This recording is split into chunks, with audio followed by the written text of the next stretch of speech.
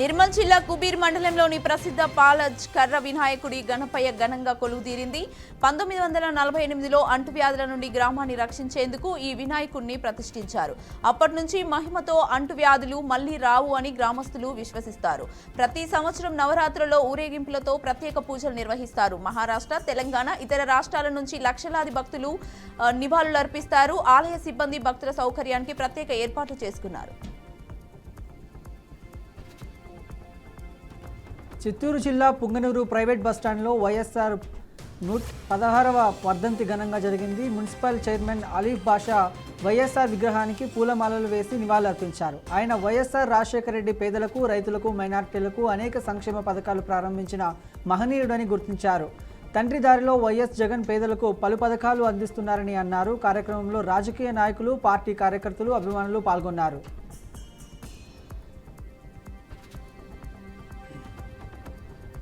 ఏలూరు జిల్లా జంగారెడ్డిగూడెం మండలం కొంగవారిగూడెం ఎర్రకాలువ జలాశయానికి భారీగా వరద నీరు చేరుతున్నది. ప్రస్తుతం రిజర్వాయర్ నీటి మట్టం 82.30 మీటర్ల వద్ద ఉండగా పూర్తి స్థాయి 83.50 మీటర్లకు చేరుకోవడం త్వరలోనే ఆశించబడుతోంది. జలాశయంలో 3800 క్యూసెక్ల వరద నీరు ఇన్ఫ్లోగా ప్రవహిస్తున్నది. 3 గేట్లు తెరుచుకొని 3000 క్యూసెక్ల నీరు విడుదల చేశారు. నల్లజెల్ర, తాడేపల్లి, నిడదోలు మండలాల రైతులు అప్రమత్తంగా ఉండాలని ఇరిగేషన్ అధికారులు హెచ్చరించారు.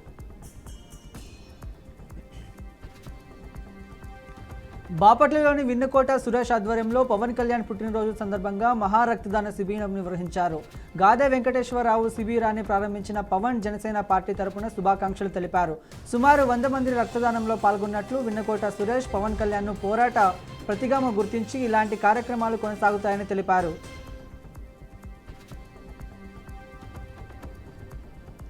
మధిరలో బీఆర్ఎస్ పార్టీ నియోజకవర్గ ఇన్ఛార్జ్ లింగాల కమల్ రాజు ఆధ్వర్యంలో భారీ బైక్ ర్యాలీ నిర్వహించారు. తెలంగాణ ప్రధాత కేసీఆర్ గారిపై మరియు కాళేశ్వరం ప్రాజెక్టు పైన కాంగ్రెస్ పార్టీ చేస్తున్న కుట్రలకు నిరసనగా పార్టీ వర్కింగ్ ప్రెసిడెంట్ కేటీఆర్ పిలుపు మేరకు ఈ బైక్ ర్యాలీ మధిర నియోజకవర్గ కేంద్రంలో జరిగింది. బైక్ ర్యాలీలో అనేక పార్టీ కార్యకర్తలు, అభిమానులు పాల్గొని తమ ఆవేదనను వ్యక్తం చేశారు.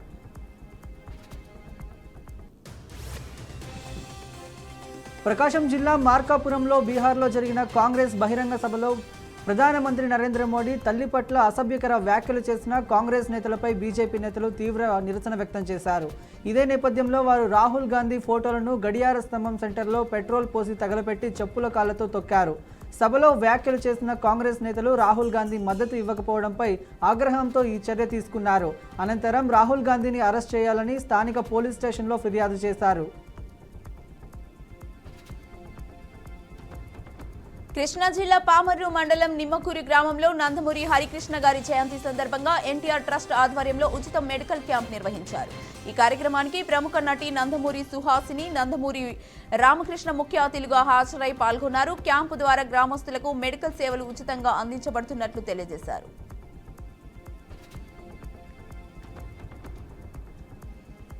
కృష్ణా జిల్లా గుడివాడలో జనసేన ఐటీ కోఆర్డినేటర్ చింతా దుర్గా రామకృష్ణ ఆధ్వర్యంలో పవన్ కళ్యాణ్ పుట్టినరోజు వేడుకల్లో 300 మందికి స్నాక్స్, టీలు పంపిణీ చేశారు. కార్యక్రమానికి జనసేన ఇన్ఛార్జ్ బోరుగడ్డ శ్రీకాంత్ ముఖ్య అతిథిగా హాజరయ్యారు. చింతా దుర్గా పవన్ కళ్యాణ్ ఆశయాలకు అనుగుణంగా పనిచేస్తున్నామన్నారు.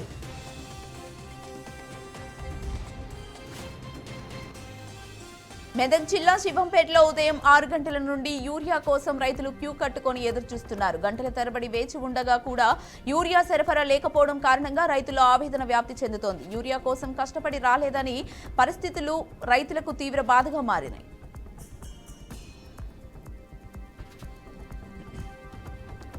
శ్రీకాకుళం జిల్లా కాశీబుగ్గలో రోడ్డు ప్రమాదం చోటు చేసుకుంది. పద్మనాభపురం సమీపంలో పాత జాతీయ రహదారిపై స్కూటీపై ప్రయాణిస్తున్న 2 మహిళలు వస్తున్న వాహనాన్ని తప్పించుకోబోయే క్రమంలో అదుపు తప్పి రోడ్డుపై పడిపోయారు. ఈ ప్రమాదంలో తీవ్రంగా గాయపడిన 2ని స్థానికులు వెంటనే పలాస ప్రభుత్వ ఆసుపత్రికి తరలించారు. ఘటనపై కాశీబుగ్గ పోలీసులు కేసు నమోదు చేసి దర్యాప్తు ప్రారంభించారు.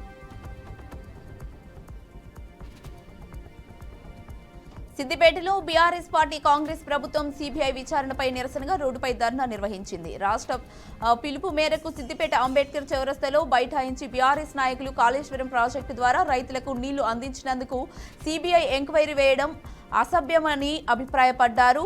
సిపి ఘోష్ కమిషన్ కాళేశ్వరం పైన ఎలాంటి తేలిక పెట్టలేదన్నారు. కాంగ్రెస్ బీజేపీ పార్టీలు కలిసి రాజకీయ డ్రామా చేస్తోందని వారు విమర్శించారు. ఖమ్మం జిల్లాలో బస్సు లారీ ఢీకొన్న ఘోర రోడ్డు ప్రమాదం చోటు చేసుకుంది. మనుగూరు నుంచి ఖమ్మం వెళ్తున్న ఆర్టీసీ బస్సు వైరా మండలం స్టేజీ పానిపాక బ్రిడ్జ్ వద్ద ఎదురుగా వస్తున్న లారీని ఢీకొట్టింది. ఈ ప్రమాదంలో బస్సులో ప్రయాణిస్తున్న 15 మంది ప్రయాణికులకు గాయాలయ్యాయి. ఈ ఘటనపై సమాచారం అందుకున్న పోలీసులు వారు అక్కడికి చేరుకొని గాయపడిన వారిని అంబులెన్స్ ద్వారా ప్రభుత్వ ఆసుపత్రికి తరలించారు. ప్రమాద స్థలాన్ని Wyra ACP Rahman, CI Sagar, SI P Ramarao పరిశీలించి కేసు నమోదు చేసి దర్యాప్తు చేపట్టారు.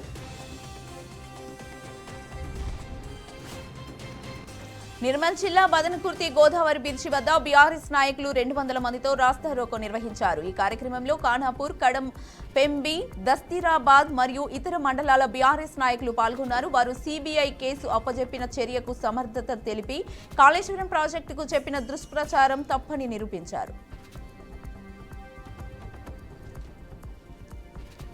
ఆదిలాబాద్ జిల్లా సోనాల మండలంలో బీఆర్ఎస్ నేతలు కాళేశ్వరంపై కాంగ్రెస్ కుట్రలు, కేసీఆర్పై సిబిఐ విచారణకు నిరసనగా ధర్నా నిర్వహించి సీఎం రేవంత్ రెడ్డి దిష్టిబొమ్మను దగ్ధం చేశారు.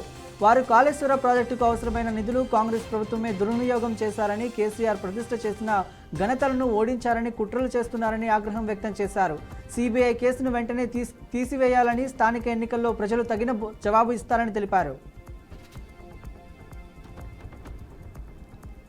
కడప జిల్లా ఇడుపులపాయలో వైఎస్ షర్మిలారెడ్డి రాజశేఖర రెడ్డి 16వ వర్ధంతి సందర్భంగా ఆయన సంక్షేమ పథకాలు ప్రజలకు ఎంతో లాభమన్నారు. ఆయన మరణం తర్వాత కూడా ప్రజల గుండెల్లో బ్రతికి ఉన్నట్లు, మరణంతో 700 మంది తీవ్ర ఆపదకు గురైనట్లు చెప్పారు. ఆయనతో పాటు మరణించిన ప్రతి కుటుంబానికి వైఎస్ఆర్ అభిమానులు గౌరవ నివాళులు అర్పించినట్లు తెలిపారు. కర్నూలు జిల్లాలో నిమజ్జన కార్యక్రమంలో ఘర్షణ చోటు చేసుకుని వీధుల్లో ఉన్న హెడ్ కానిస్టేబుల్పై దాడి జరిగింది. 2 వ్యక్తుల మధ్య జరిగిన గొడవను అదుపులో తెచ్చే క్రమంలో విధులు నిర్వహిస్తున్న హెడ్ కానిస్టేబుల్పై ఎస్వి అనే వ్యక్తి దాడి చేశాడు. ఈ దాడిలో హెడ్ కానిస్టేబుల్ తలకు గాయాలు కావడంతో సహచరులు వెంటనే స్పందించి ఆయన్ను చికిత్స కోసం ఆదోని ప్రభుత్వ ఆసుపత్రికి తరలించారు. ప్రస్తుతం పోలీసులు కేసు నమోదు చేసి దర్యాప్తు ప్రారంభించారు.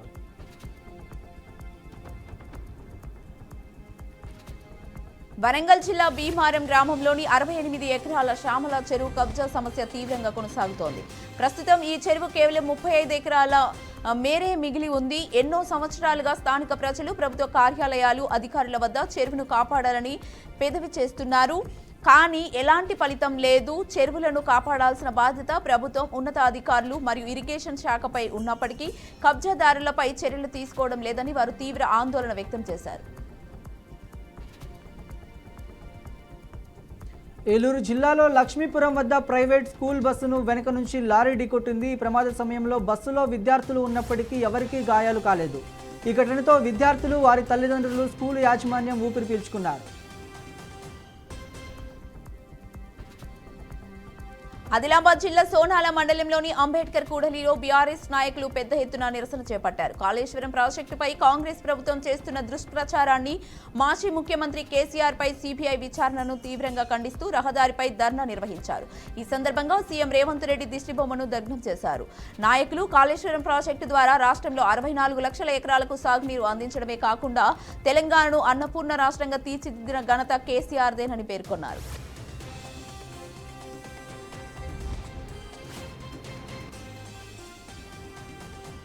ఖమ్మం జిల్లా చుండ్రుగొండ మండలంలోని బెండలపాడు గ్రామంలో ముఖ్యమంత్రి రేవంత్ రెడ్డి పర్యటించనున్నారు. ఇందిరమ్మ ఇల్లు ప్రారంభోత్సవ కార్యక్రమంలో సీఎం పాల్గొనబోతుండగా అనంతరం ఏర్పాట్లు చేసిన బహిరంగ సభలో ప్రసంగించనున్నారు.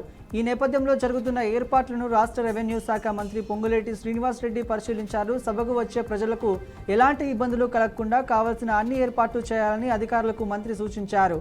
మంత్రి సందర్శనలో ఎమ్మెల్యేలు జారీ ఆదినారాయణ, పాలెం వెంకటేశ్వర్లు, జిల్లా కలెక్టర్ జితేష్ వి పటేల్, ఎస్పీ రోహిత్ రాజ్ తదితరులు పాల్గొన్నారు.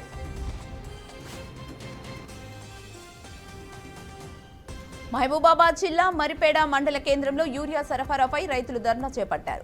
సరిపడే యూరియా అందించాలని డిమాండ్ చేస్తూ 365 జాతీయ రహదారిపై సుమారు 4 గంటల పాటు బైఠాయించి నిర్వహించడంతో వాహనాల రాకపోకలు పూర్తిగా నిలిచిపోయాయి. కిలోమీటర్ల మేర వాహనాలు నిలిచిపోవడం వలన బస్సులు, ఇతర వాహనాల్లో ప్రయాణిస్తున్న ప్రయాణికులు తీవ్ర ఇబ్బందులకు గురయ్యారు. విశాఖపట్నం జిల్లా అనకాపల్లి పట్టణంలో కోట్ని వీధిలో శ్రావణ జ్యోతి అనే గృహిణిపై వీధి కుక్క విచక్షణ లేకుండా దాడి చేసి తీవ్రంగా గాయపరిచింది. వెంటనే ఆమెను ఎన్టీఆర్ ఆసుపత్రికి తరలించగా వైద్యులు శస్త్రచికిత్స కోసం విశాఖ కేపీహెచ్బికి సూచించారు. ఈ ఘటనలతో అనకాపల్లి పట్టణంలో వీధి కుక్కల ఉన్మాదం పెరిగిపోయినా జీవీఎంసీ అధికారులు నిర్లక్ష్యం చేస్తుండటంపై స్థానికులు ఆగ్రహం వ్యక్తం చేస్తున్నారు. వీధి కుక్కల బెడద నుంచి తమను రక్షించాలంటూ ప్రజలు గలమెత్తుతున్నారు.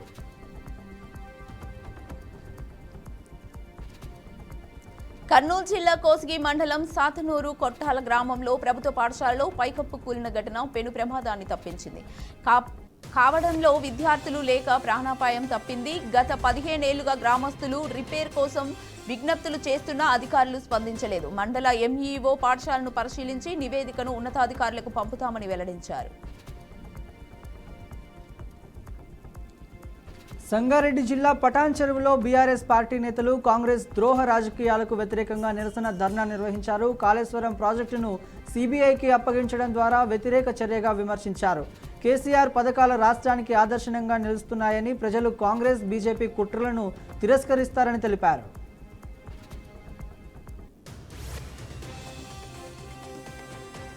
ప్రకాశం జిల్లా దర్శి పట్టణంలోని గడియార స్తంభం సెంటర్లో గణేష్ నిమజ్జనోత్సవ సందర్భంగా జనసేన, వైసీపీ వర్గాల మధ్య తోపులాట చోటు చేసుకుంది. ఉత్సవ సమయంలో అనుకోని రీతిలో ఏర్పడిన ఉద్రిక్తతతో పరిస్థితి క్షణాల్లో ఉద్రిక్తంగా మారింది. ఈ దృష్ట్యా వెంటనే పోలీసులు రంగప్రవేశం చేసి ఇరు వర్గాలకు సర్ది చెప్పి గొడవను సద్దుమణిగించారు. పోలీసుల జోక్యంతో పరిస్థితి అదుపులోకి వచ్చి నిమజ్జన కార్యక్రమం ప్రశాంతంగా సాగింది.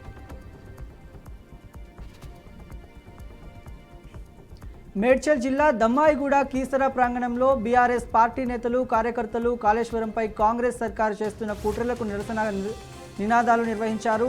తెలంగాణ సీఎం కేసీఆర్ నీళ్ల కోసం రైతులకు ఇచ్చిన సహాయాన్ని ప్రశంసించి సిబిఐ విచారణపై కఠినంగా విమర్శించారు. సిబిఐ విచారణ అయితే ఉద్యమం ఉద్రిక్తం చేస్తామని హెచ్చరించారు.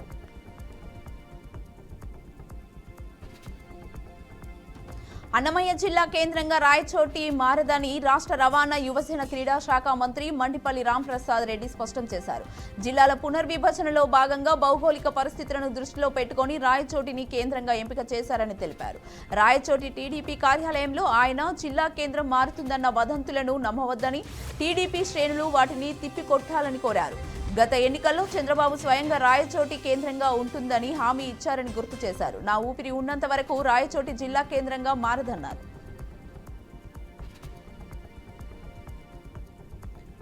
కాళేశ్వరం ప్రాజెక్టుపై సిబిఐ విచారణ ఆదేశాల నేపథ్యంలో వికారాబాద్ జిల్లాలో బీఆర్ఎస్ నేతలు, కార్యకర్తలు భారీగా నిరసన తెలిపారు. మాజీ ఎమ్మెల్యే మెతుకు ఆనంద్ ఆధ్వర్యంలో ర్యాలీ నిర్వహించారు. అమరవీరుల స్తూపం వరకు గణపతి పాటలతో, తబలా వాయిద్యాలతో ఊరేగింపు చేపట్టారు. ఈ సందర్భంగా మెతుకు ఆనంద్ పీసీ ఘోష్ కమిషన్ కాంగ్రెస్ వేసిన డ్రామా, కాళేశ్వరం రిపోర్ట్స్ ఫేక్, బీడీ భూముల్లో నీళ్లు పారించి రైతులకు లాభం చేకూర్చిన ప్రాజెక్టుపై రాజకీయ ప్రతీకారం తీర్చుకోవడం దుర్మార్గమని తీవ్రంగా మండిపడ్డారు. వికారాబాద్ జిల్లా పరిగిలో కర్ణాటక బైక్ రైడర్ దివాకర్ రెడ్డి 2 లక్షల కిలోమీటర్ల గిన్నీస్ రికార్డు సాధించేందుకు యాత్ర కొనసాగిస్తున్నారు. 2023 నవంబర్ 1న ఒక చిన్న స్కూటీపై ప్రారంభించిన ఈ యాత్రలో ఇప్పటి వరకు 18 రాష్ట్రాల్లో 89,000 కిలోమీటర్లు పూర్తి చేసి 670 రోజుల ప్రయాణాన్ని పూర్తి చేశానని దివాకర్ తెలిపారు. 28 రాష్ట్రాలు, 8 కేంద్రపాలిత ప్రాంతాలు కలుపుకొని 806 జిల్లాల మీదుగా కాశ్మీర్ నుంచి కన్యాకుమారి వరకు ప్రయాణించడమే తన లక్ష్యమని, గత రికార్డైన 1,41,000 కిలోమీటర్లను అధిగమించి గిన్నీస్ వరల్డ్ రికార్డును నెలకొల్పుతానన్న ధీమా ఆయన వ్యక్తం చేశారు. ఇబ్రహీంపట్నంలో ఆదిబట్ల పోలీస్ స్టేషన్ పరిధిలో 10 కేజీల గంజాయి పట్టివేత. బొంగులూరు రింగ్ రోడ్డులో 2 దుండగులు దేకవాసి, జోహి మడక అరెస్ట్. మల్కరాజ్గిరిలో 2.5 లక్షల విలువైన గంజాయి కొనుగోలు చేసి హైదరాబాద్కి తరలిస్తున్న ప్రయత్నం. పోలీసులు 2 సెల్ ఫోన్లు, గంజాయి స్వాధీనం. 2 రిమాండ్కు తరలింపు. కాలేజీ విద్యార్థులు, ఉద్యోగులకు సరఫరా చేస్తూ ఉన్నట్లు సమాచారం.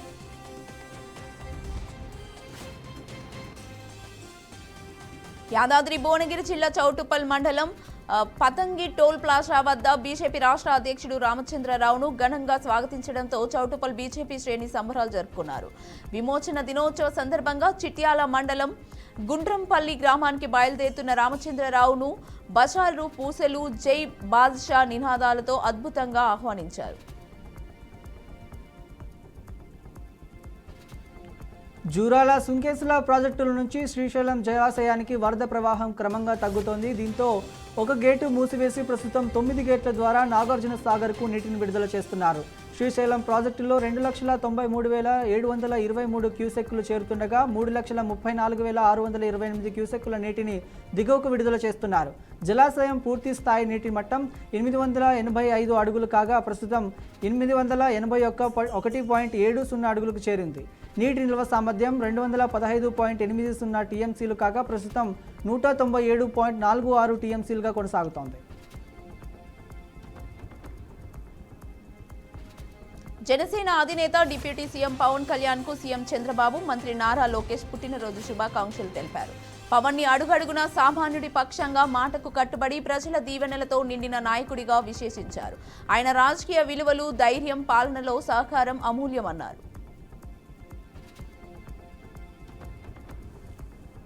భారత రాష్ట్ర సమితి సంచలన నిర్ణయం తీసుకుంది. పార్టీ అధినేత మాజీ సీఎం కేసీఆర్ కుమార్తె ఎమ్మెల్సీ కవితను పార్టీ నుంచి సస్పెండ్ చేస్తున్నట్లు ప్రకటించింది. పార్టీ వ్యతిరేక కార్యకలాపాలకు తీవ్రంగా పరిగణిస్తూ ఈ నిర్ణయం తీసుకున్నట్లు తెలిపింది. ఈ మేరకు భారత రాష్ట్ర సమితి ప్రధాన కార్యదర్శులు సోమ భరత్ కుమార్, టి రవీందర్ కుమార్ రావు పేరిట ప్రకటన విడుదల చేసిందని అన్నారు.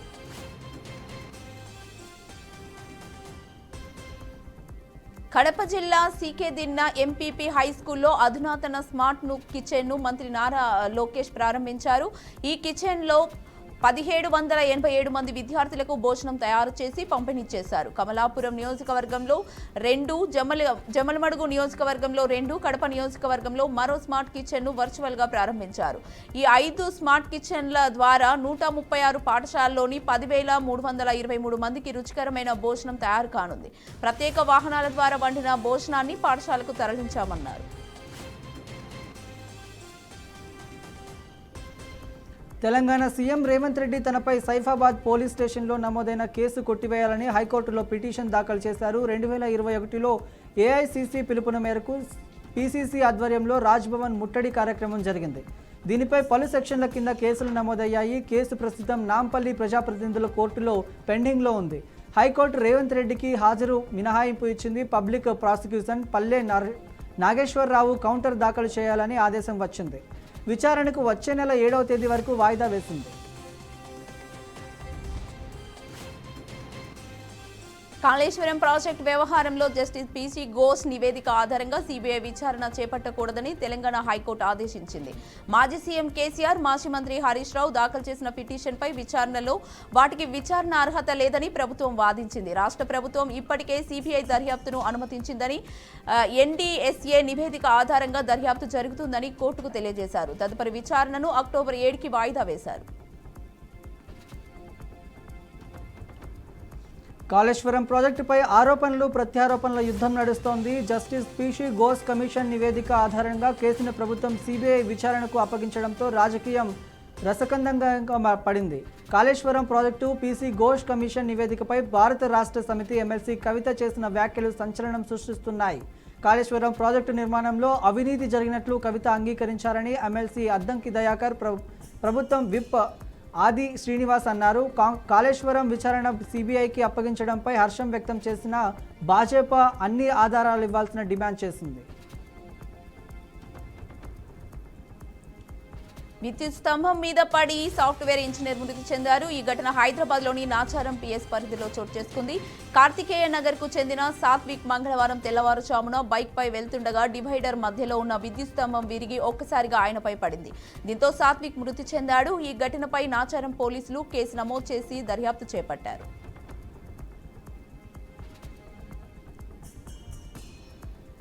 బీహార్లో కాంగ్రెస్ అగ్రనేత రాహుల్ గాంధీ నిర్వహించిన ఓటర్ ఆధార్ యాత్రలో కొందరు వ్యక్తులు ప్రధాని మోడీ తల్లిని దూషించారంటూ భాజపా ఇటీవల తీవ్ర ఆరోపణలు చేసిన సంగతి తెలిసిందే. దీనిపై తాజాగా మోదీ స్పందించారు. ఆర్జేడీ కాంగ్రెస్ నిర్వాహకులు పలు సమావేశాల్లో వేదికలపైన చనిపోయిన తన తల్లిని అవమానిస్తూ మాట్లాడారని, ఆమెను అవమానం జరిగిందని ప్రధాని ఆవేదన వ్యక్తం చేశాడు.